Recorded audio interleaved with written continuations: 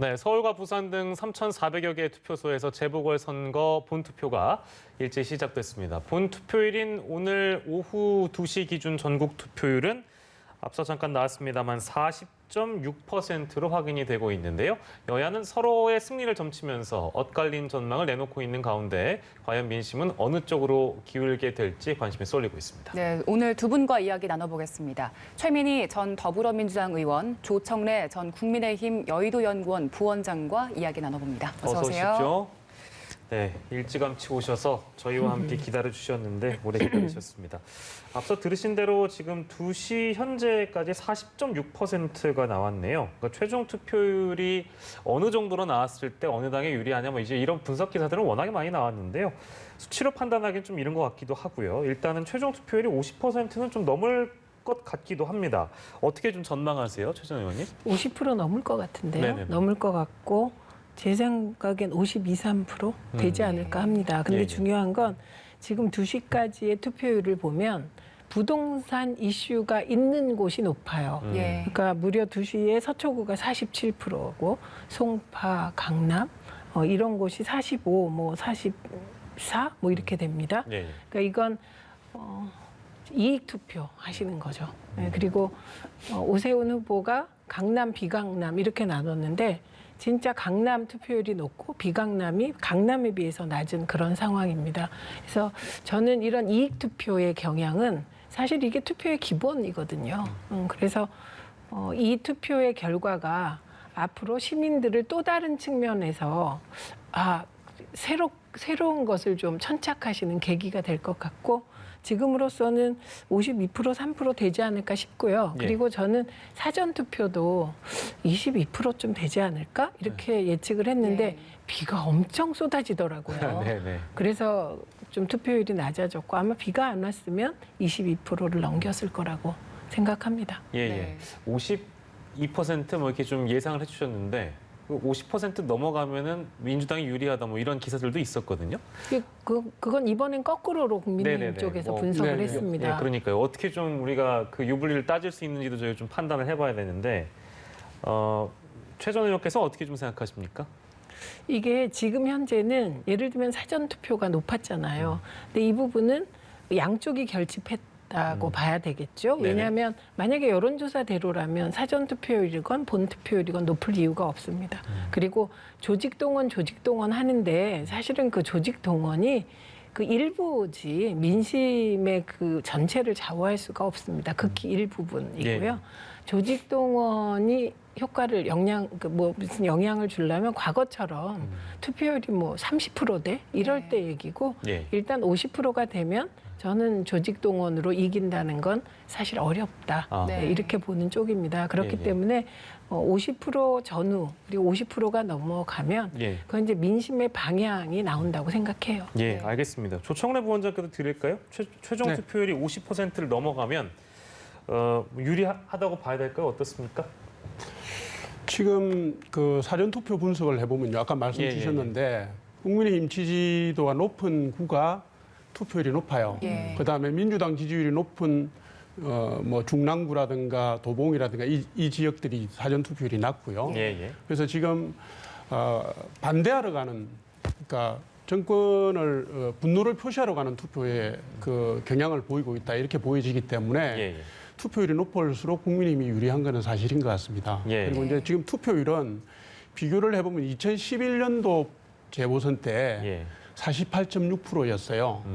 그런데 지금 그 선거운동의 양상이라든가 유권자들의 반응이 훨씬 과열돼 있거든요. 예. 그런 의미에서 그때보다는 훨씬 높을 거고 그다음에 여론조사 결과를 봐도 적극 투표 의향층이 약 75% 이상 나옵니다. 근데 이제 여론조사 전문가들이 하는 얘기로는 예. 대개 그 수치에서 20%를 빼면 그게 전체 투표율로 나타난다 이렇게 보거든요. 그래서 아까 53% 정도라고 분석하신 건 저도 동조를 하고요. 그보다 조금 더 높을 수도 있고요. 그렇습니까? 그렇게 분석합니다. 예, 예. 알겠습니다. 오후 2시 기준으로 지금 40.6% 투표가 이뤄진 상황인데 네. 최종 투표율까지 일단 예상을 해봤습니다. 최근 역대 4개 선거를 돌아보면 민주당이 다 이겼습니다. 4연승을 했고 가장 많이 미뤄졌던 지지층이 젊은 층이었잖아요. 2030. 근데 특히 이번에는 2030 세대가 민주당에서 좀 멀어졌다 이런 지적들이 나오고 있는데 민주당은 이 현상에 대해서 어떻게 받아들이고 있습니까? 일단 2030을 묶는 건 저는 맞지 않다고 생각합니다. 20대와 30대는 달라요. 예. 반응하는 게. 또 40대를 얘기하는데 40대는 또 다릅니다. 예. 그러니까 민주당의 전통 지지층은 20대라기보다는 20대는 2012년에 박근혜 후보에 대한 소구력이 높았던 세대예요. 그래서 그 20대와 30대는 엮으면 좀 곤란하고 40대, 50대가 20대보다는 3, 40대가 엮일 수 있고 예. 50대 중반까지가 민주당의 전통 지지층으로 봐야 되죠. 예. 근데 20대, 그러니까 30대는 부동산에 굉장히 민감하게 반응하고 있고 예. 뿐만 아니라 영끌했던 분들입니다. 그러니까 굉장히 복잡한 심정이실 것 같아요. 예. 왜냐하면 최근에 부동산 가격이 안정 조짐을 보이는 것도 사실은 30대에게는 불안 요인으로 작용할 수 있고 예. 그리고 미국이 지금 뭐 무려 2조 2천억 달러를 푼다는 거 아닙니까? 그게 우리 돈으로 2,200조입니다. 그리고 미국 채권 가격이 올라가고 있어요. 그렇게 되면 국내 금리 압박, 금리 인상 압박 요인이 발생하면 비싸서 빚내서 집 산 분들은 불안 요인이 되겠죠. 그래서 저는 이런 부분에 대해서 오히려 이번 서울시장 토론회에서 토론되기를 기대했는데 예. 굉장히 아쉽게 생각합니다. 그리고 20대의 경우는 반응 지점이 달라요. 이 부분은 사실 공정 개념에 반응하는 거 맞습니다. 그 부분 맞고 그리고 일자리에 민감한 세대인 거 맞고 예. 그래서 그 20대의 경우는 그렇다면 20대가 문재인 정부의 민심이 이반했다. 그것도 인정을 해야겠죠. 왜냐하면 기대를 많이 했는데 기대만큼 20대 일자리가 창출됐냐. 이 부분에 대해선 여당도 문재인 정부도 냉정하게 판단해야죠. 예. 그리고 그런데 그런 그 마음이 아까 이제 김은혜 대변인 얘기가 예. 청년들에게 미래를 드리겠다는데 과연 국민의힘은 청년들에게 미래를 줄 수 있는 준비가 되어 있냐. 이 부분에 대해서는 사실 저는 약간 부정적입니다. 죄송합니다만. 그래서 흔쾌하지 않다. 이렇게 보는 게 정확할 것 같고. 예. 그래서 저는 늘 아쉬운 건 이번에 만약에 국민의힘이 애초 김종인 위원장의 구상대로 새로운 경제 전문가를 영입해서 선거를 치렀다면 이게 과거로 가지 않고 미래를 놓고 후보가 경쟁할 수 있었을 텐데 그리고 구도도 단순했을 텐데 이번에 워낙 후보들이 문제가 많이 나왔기 때문에 예. 그 민주당은 후보에 문제가 나왔는데 그거 안 합니까? 정당이 할 수밖에 없거든요. 그래서 유권자에게는 참 죄송하게 된 선거가 아닌가. 그리고 국민의힘도 이 점은 인정하셔야 될 것 같아요. 과거에 과거로 가서 친박도 아니고 친이를 내세우고 그분들이 쌈박하질 않잖아요. 그러다 보니 선거 과정에서 좀 미래를 위한 토론, 미래 가치를 위한 토론, 방법론에 대한 토론이 안 된 것 같은 그런 안타까움이 있습니다. 네, 젊은층의 민심, 청년층 이 얘기와 아울러서 이번 선거에 대한 냉정한 평가까지 더불어서 해주셨는데요. 부원장께도 더불어 여쭤보겠습니다. 두 가지 답변해 주시면 좋을 것 같습니다. 그러니까 청년층은 실제 국민의힘에 대해서 열렬한 지지를 보내고 있는가, 오세훈 후보 측에서 주장하는 네. 것처럼, 그리고 더불어서 이번 선거 이제 토론도 같이 보셨을 텐데요. 최민희 의원께서 말씀해 주신 것처럼 이번 선거를 어떻게 또 평가를 하시는지 함께 들어보죠. 가끔 최민희 의원님과 토론을 하는데요. 예, 예. 네. 분석이 정확하셔서 고개를 제가 내실 그렇습니까? 끄덕거리고 있었습니다. 원래 이제 연령별 분석을 할 때는 20대와 30대를 분리해서 보는 것은 맞습니다. 예, 근데 예. 이제 지금 편의상 20, 30대를 묶어서 가는 거고요. 예. 그다음에 국민의힘이 그분들의 지지를 받을 준비나 혁신이나 성찰을 했는가에 대해서는 여전히 부족하고 미흡하다고 판단을 합니다. 예. 그 제가 그 관련 이유를 말씀드리면 예. 묶어서 2030 세대라고 하겠습니다. 저는 네네. 2030 세대는 나이대를 보면 1998년도 우리 IMF 사태 때 태어나거나 그때 유년기를 보낸 분들이에요. 예, 예. 그러니까 아주 어릴 때 부모님들의 좌절, 실패, 고통 이거를 체질적으로 본 거예요. 예.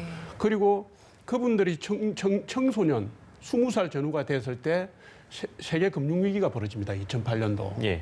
그때도 또 부모님들이 사회가 뒤집히고 어려움을 겪고 직장에서 밀려나가고 하는 걸 본 세대들이거든요. 예, 예. 그래서 이분들은 한편으로는 공정과 정의감을 갖고 있지만 한편으로는 강력한 현실 감각과 시장 경제에 대한 민감한 반응 요 두 가지를 다 갖고 있습니다. 예. 근데 최근에 이제 문재인 정권이 쭉 4년 동안 해오면서 그 두 가지 다를 만족시키지 못한 거예요. 현실 문제에 있어서 직장 문제라든가 소득 문제라든가 뭐 여러 가지 생활 여건의 문제들이 해결되지 않은 거. 그다음 또 한쪽은 내로남불, 무슨 불공정, 뭐 부정의 이런 부분들을 쭉 보아왔기 때문에 예. 지금 이분들의 분노가 폭발한 것이거든요. 그래서 원래 투표를 하러 가는 유권자들을 볼 때 두 가지 분석들이 있습니다. 예. 비슷한 말 같지만 전혀 다릅니다. 예. 지지하러 가는가 반대하러 가는가. 네. 이번 투표는 지지하러 가는 게 아니라 반대하러 가는 투표일 수 있다라는 것이고요. 예. 그게 아까 제가 말씀드린 분노 투표라는 겁니다. 예. 그럴 경우에는 최선을 뽑는 게 아니라 최악이 아닌 차악을 뽑는다라는 그런 용어를 우리가 씁니다. 예. 그러니까 이 투표 과정을 통해서 국민의 힘이 20대, 30대의 지지를 받는다고 하더라도 그것은 당연한 기결인 것은 아닙니다. 그분들의 마음을 담아내기 위해서 더 크게 노력하고 더 혁신해야 된다. 이 점을 제가 말씀드리고 싶습니다. 재보선 선거 운동에 대한 평가도 같이 해주시죠. 아까 좀 냉정하게 최민희 의원께서 예. 말씀 주셨는데 어떤 평가를 좀 주시겠습니까? 지금 이번에는 국민의힘이 물론 이제 김종인 위원장 체제 들어오고 난 뒤 계속 중도로 오기 위해서 노력했어요. 예. 밖에서 보는 것보다는 훨씬 더 심각하게 청년 중심의 정치 세력을 구축하려고 하는 노력들이 많이 있었습니다. 그리고 김종인 위원장께서 취임하시면서 호남 중시를 한다든가 약자 중시를 한다든가 그다음에 정책 중심의 정책을 예. 단 부분이 일정 부분 호소력을 가진 부분도 있고요. 예. 그리고 아까 말씀드렸다시피 객관적 정세 때문에 우리가 여건이 좋아진 측면이 동시에 있습니다. 예. 그래서 전자를 가지고 후자를 포용할 정도의 노력이 좀 더 있어야 된다는 것이고 그 과정은 선거운동 과정에서는 그렇게 뚜렷하게 표출되진 않았다 이렇게 봅니다. 좀 예. 미흡한 점이 있었다 이렇게 봅니다. 네. 네, 알겠습니다. 이번 선거의 가장 큰 이슈는 사실 부동산으로 꼽히고 있잖아요. 선거 직전쯤 LH 사태가 터지기도 했고 그래서 민주당에서는 일단 이번 선거에서 읍소하고 또 좀 호소를 하는 우리가 잘못했다라고 하는 그 자세를 아주 저자세를 보였거든요. 네, 여기서 또 국민의힘은 이에 반격을 하면서 정권을 심판하겠다 말씀하신 것처럼 반대하러 투표를 하러 간다 이런 얘기를 하고 있는데 일단 이 부동산 이슈가 유권자들의 표심에는 어떤 영향을 미칠 거라고 보세요? 크게 영향을 줬겠죠. 예. 다만 그 영향을 준 게 세대마다 다를 것이다. 제 말씀은 그런 말씀이었고요. 예. 그러니까 이게 이제 반성을 할 때 무엇을 반성하느냐가 가장 중요하죠. 예. 그리고 그 진정성 있는 반성인가 이게 중요한 것이고 그래서 이 부분은 이제 선거 과정에서 민주당 지도부가 반성했는데 예. 그 반성의 내용에 대해서 앞으로 민주당이 어떻게 제도를 바꾸는 과정에서 그 반성의 내용을 참작할 것인가가 중요한 거예요.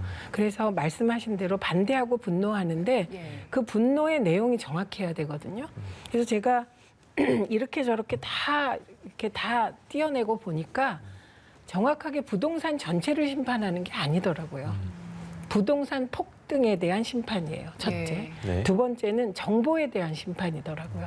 LH도 정확히 얘기하면 공직자로서 내부에서 얻은 정보를 예. 사적 이익에 악용했다 이거거든요. 그러니까 딱 두 단어예요. 폭등과 정보. 이거 다 드러내면.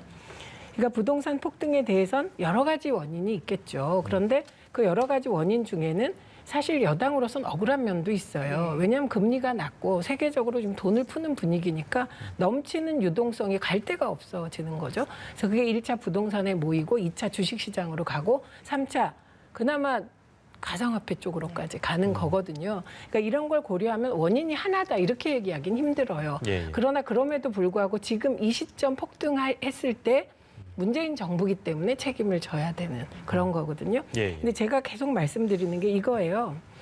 적어도 이 선거가 야당의 후보가 부동산과는 관계가 없는 깨끗한 후보여야 하는 거예요. 무슨 말이냐면 정부의 부동산 폭등 심판하고 정보의 독점 심판하는데 하려는데 보니까 야당 후보도 내곡동의 측량 문제의 정확한 키워드는 정보를 사전에 처가가 알았나이거든요.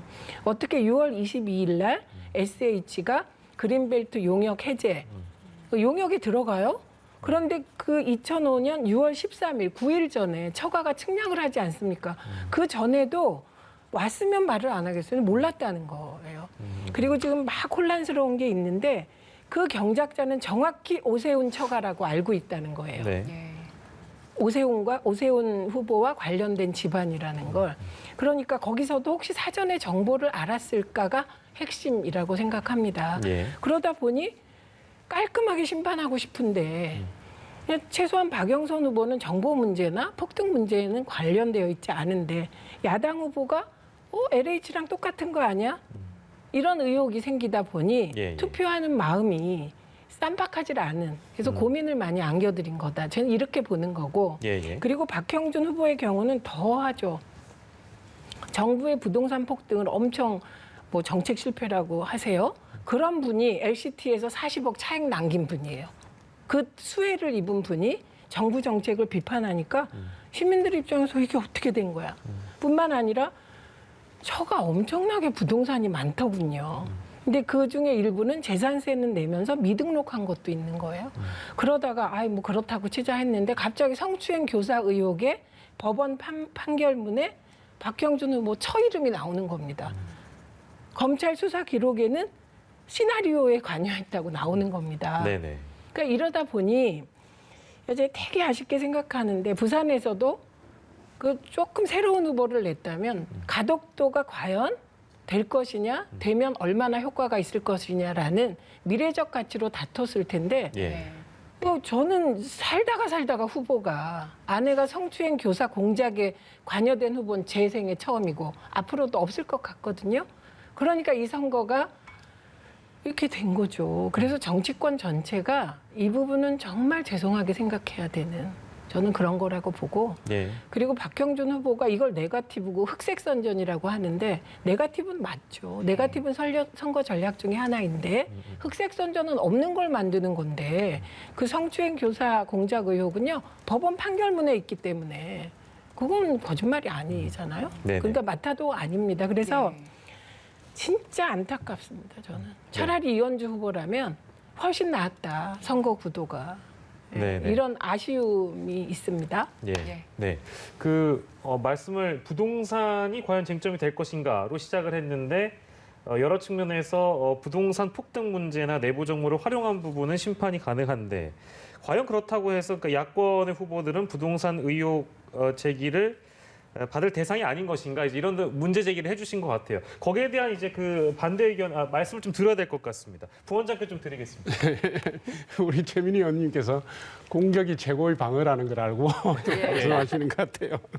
우선 부동산 민심에 대한 얘기부터 먼저 조금 드리겠습니다. 예. 지금 물론 이제 임대차 3법 실시 전에 이 정권의 핵심 인사들이 뭐 임대료를 올리거나 전세금을 올리거나 한 그것이 주는 자기 이속 챙기기가 주는 배신감이 있죠. 예. 근데 이거는 사실은 제가 볼 때 감정적인 배신감이고요. 예.